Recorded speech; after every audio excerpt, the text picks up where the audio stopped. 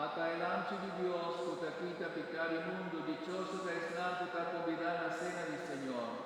Señor, no está digno para mí ser la misma, mas